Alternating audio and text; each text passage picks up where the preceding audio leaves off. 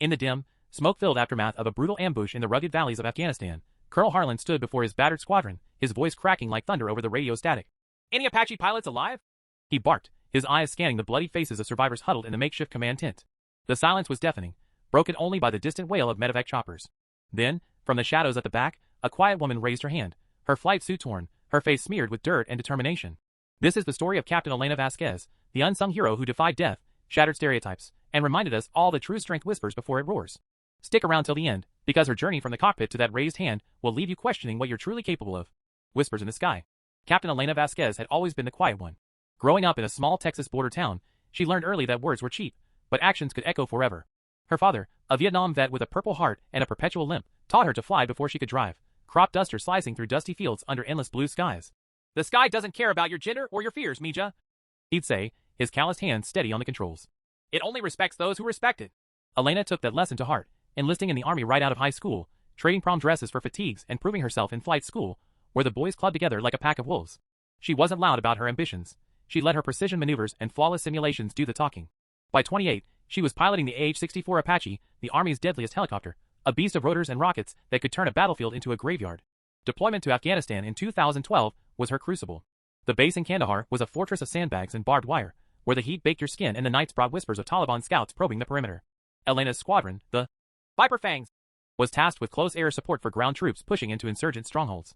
Her co-pilot, Sergeant Mike Riley, was her polar opposite, a boisterous Irish-American from Boston with a laugh that could cut through engine roar. "You're too quiet, Cap," he'd tease during pre-flight checks. "One day, you'll have to yell to save our asses." Elena would just smile faintly, her dark eyes focused on the instrument panels. She didn't need volume, she had instinct. The mission that changed everything started like any other. Intel reported a Taliban ambush setup in the Arghandab Valley, a narrow gorge perfect for traps, with sheer cliffs hiding sniper nests and IEDs buried like venomous snakes. The Viper Fangs were to provide overwatch for a convoy of Marines escorting supplies to a remote outpost. Elena's Apache call sign, Shadowhawk, lifted off at dawn, the thrum of its blade syncing with her heartbeat. The air was crisp, the mountains jagged silhouettes against the rising sun. "Shadowhawk, you're cleared for recon," crackled the radio from Colonel Harlan, a grizzled veteran who commanded with the precision of a scalpel. Harlan had his doubts about women in combat roles, old-school biases he kept buried under layers of protocol, but Elena's record had earned her a grudging respect. As they skimmed low over the valley, the first signs of trouble flickered on the thermal scopes, heat signatures blooming like deadly flowers along the ridgeline. "Contact, multiple hostiles," Mike reported, his voice steady but edged with adrenaline. Elena banked hard, unleashing a volley of Hellfire missiles that lit up the dawn like fireworks. The ground erupted in flames, but the Taliban were prepared. RPGs streaked upward, one clipping Shadowhawk's tail rotor with a sickening crunch. Alarms blared, red lights flashing like blood in the cockpit. "We're hit! Losing stability!" Mike shouted, gripping the cyclic stick as the chopper spun wildly. Elena fought the controls, her mind a whirlwind of calculations. Altitude dropping, engine straining, ground rushing up like a hungry maw. Below, the convoy was under fire, Marines pinned down, vehicles aflame. "Shadowhawk status!" Harlan's voice demanded over the comms. No time for panic. Elena's quiet resolve kicked in. She wrestled the Apache into a controlled descent, firing the chain gun in bursts to cover the troops.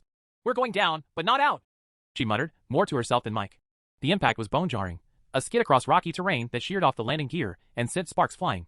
Pain exploded in her shoulder as shrapnel tore through the canopy, but she unstrapped, grabbing her M4 carbine and dragging Mike from the wreckage. He was unconscious, blood seeping from a gash on his head. The ambush intensified. Taliban fighters swarmed from the cliffs, their AK-47s chattering like angry hornets. Elena took cover behind the mangled fuselage, her breath shallow, her mind racing. She was alone in enemy territory, the quiet pilot now the sole defender. Radioing for extraction, she held the line, picking off assailants with precise shots, her father's lessons echoing. Respect the sky, but master the ground. Hours blurred into a haze of gunfire and grit. Mike stirred, groggy but alive, as she bandaged his wound with strips from her flight suit. You saved us," he whispered, all breaking through his pain. But doubt crept in for Elena. Would they make it? The valley felt like a tomb, closing in with every shadow. Her thoughts drifted to her family back home, her mother lighting candles at church, her little brother idolizing her uniform. Failure wasn't an option. Silence had always been her shield, but now it fueled her fight. Rescue came at dusk, Black Hawks thundering in with suppressive fire. Elena and Mike were hoisted aboard, the Apache left as a smoking husk. Back at base, the squadron regrouped in the command tent, faces etched with loss. 3 pilots down, vehicles destroyed, morale shattered.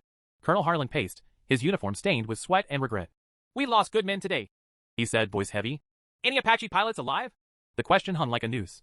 Elena, bandaged and bruised, sat in the back, her usual quiet amplified by exhaustion. But as the silence stretched, something stirred within her. Not defeat, but defiance. The raised hand, and the roar within. In the flickering light of the command tent, Elena's hand rose slowly, like a flag of unyielding hope. The room froze, eyes widening, breaths held. Colonel Harlan turned, his stern gaze softening for the first time. Vasquez? You made it? She nodded, her voice steady despite the tremor in her limbs. Alive and ready, sir. It wasn't bravado. It was truth forged in fire. That simple gesture ignited a spark in the squadron, turning despair into determination. But Elena's story was far from over. The ambush had cracked her shell, revealing the emotional depths she'd long buried. Debriefings followed, a whirlwind of reports and medals. Elena downplayed her role, crediting Mike and the ground troops, but the truth spread like wildfire. Harlan pulled her aside one evening, the stars blanketing the Afghan sky. I had my doubts about you, Captain, he admitted, his voice gruff. Thought the cockpit was no place for, well, you know. But you proved me wrong. Hell, you proved us all wrong. Elena met his eyes, her quiet nature giving way to words she'd held back. It's not about proving, sir. It's about doing. The sky doesn't discriminate, and neither should we.